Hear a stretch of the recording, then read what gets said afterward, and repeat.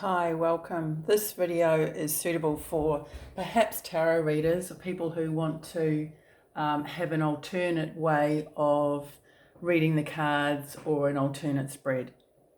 So this is my own draw this morning, and I thought when I saw this Hanged Man card, it's about perspective. So I thought about, predictive tarot, which tends to be a lot of what people expect. And that can sometimes be negative.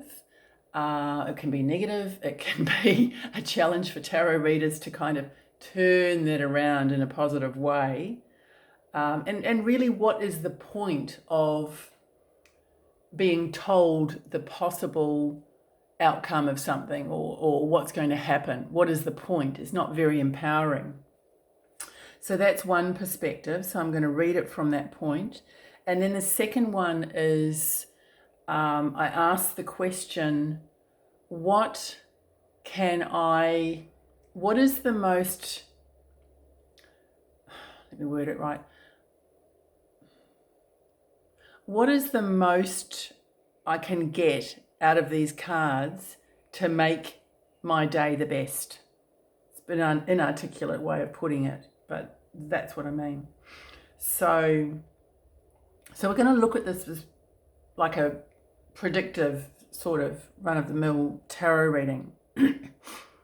So the Hanged Man, that can be about being held up, being in a state of not really moving forward, not really knowing where you're going, for example. So let's say that's what's happening. And it kind of is really for me at the moment. And then you've got the Tower here. So the Tower comes along and it could be some sort of revelation or occurrence that shakes you up, shakes you to the core, or, shakes your beliefs or something like that. So that could happen today. It's something unexpected, most likely. I'm seeing this as really, I'm flipping into the next, the more positive type of reading, but I'm seeing this as a chair and kind of looking at what's going on. There's different sorts of birds here, and there's some sort of chaos. So it's kind of looking at chaos. So there could be some sort of chaos happening in my life today. And the third card, which I often use as the advice card or the guidance card, is the Four of Pentacles. So the Four of Pentacles is about really holding on tightly. It can be. I don't really necessarily view it that way, but it's kind of commonly is viewed that way.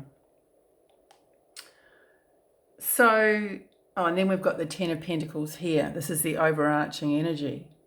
So the overarching energy is something of completion. It could be to do with the physical world. So where does that really get me? Where does that reading really get me or the person that you're reading for? It's stating the obvious, really, which can be helpful in some situations because you might need to see the truth of the situation before you can move on or find a solution, or the awareness is the start of change, really. So I'm going to look at it from the point of view of drawing cards where I want to get the best out of the day. What can I do to make the most of this day? So we've got the Hanged Man, as you know, and it is about perspective quite often. But I'm seeing this mouse or rat even as kind of smelling this flower.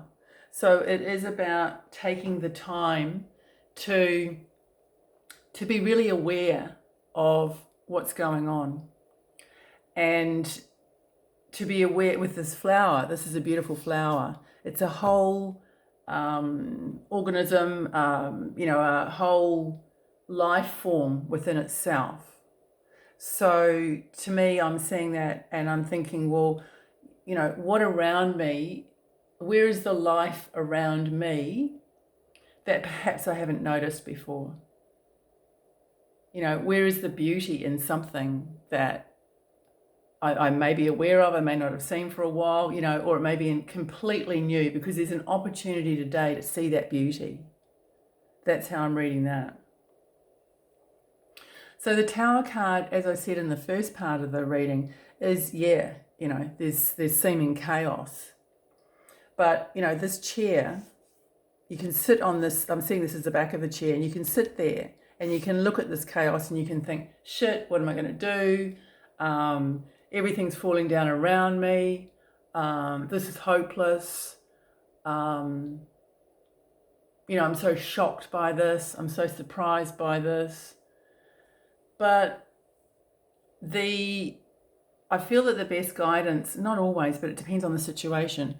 But the guidance that I'm seeing with this, or the way to make the most of this card, is to be really, really open-minded about the way things can turn out.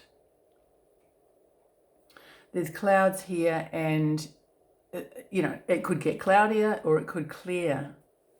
But I can choose to have go down the road of those clouds clearing away confusion, clearing away the clutter, and revealing something unknown, something new, something beautiful. We're going back to the Hangman card here. So that's how you can get the most out of the Tower. Also, the Tower is about letting go. You've got two cards of letting go here. This is surrender, this is letting go, because the Tower forces you to do that. Forces you to do that. And it's only when you do that can you really get that clearing of that confusion. So the Four of Pentacles. In this card, I'm actually seeing that this fox is sharing her space with the rabbits, which is probably pretty unusual in nature for that to happen. But it's really about allowing other possibilities in. So I'll think, well, what are the possibilities that I haven't considered here? Do I need to be perhaps more generous to myself? And in what way? Self-compassion, for example, self-worth. The Four of Pentacles is a card of power. So it's about worth, it's about value. It's about holding on to those things that are really important to you and knowing the things that aren't.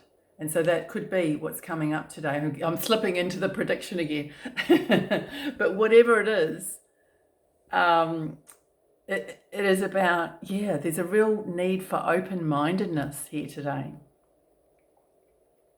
Yeah, it's good to be feeling stable and to be protected. But really, the actions, that I'm doing really protecting me long term, because out here you've got this beauty, the beauty of the moon, the beauty of the birds, the beauty of the plants here in the sort of starlight. And you've got the money here, but you're actually stuck. You're stuck below the surface. So that's what I'm seeing with that card.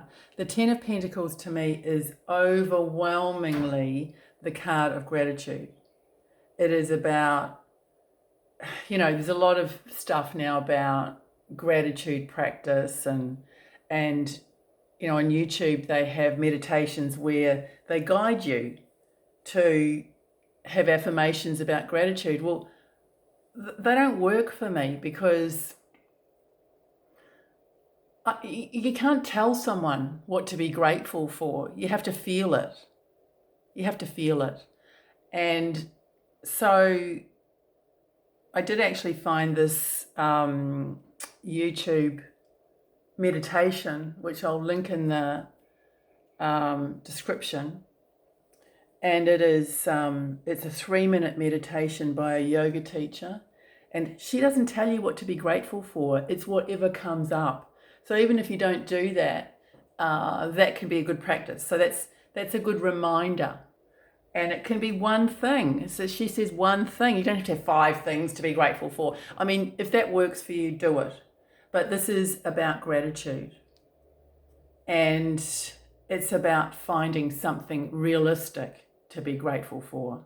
No point in saying, you know, if you're really down and anxious or whatever, well, I'm grateful that I've got this, or grateful I've got a job, or grateful I've got a car, grateful I've got this, if you don't feel it. But another time you might be feeling immensely grateful about those things. So it's got to be realistic and true. And it can be really small. So this is an ice spread, as I said, so it's going to be a really good day for me. So hopefully that's helpful. If you did come to the end of this video, please make a comment, because I would like to know if people actually listen and watch the video to the end. Okay, cheers.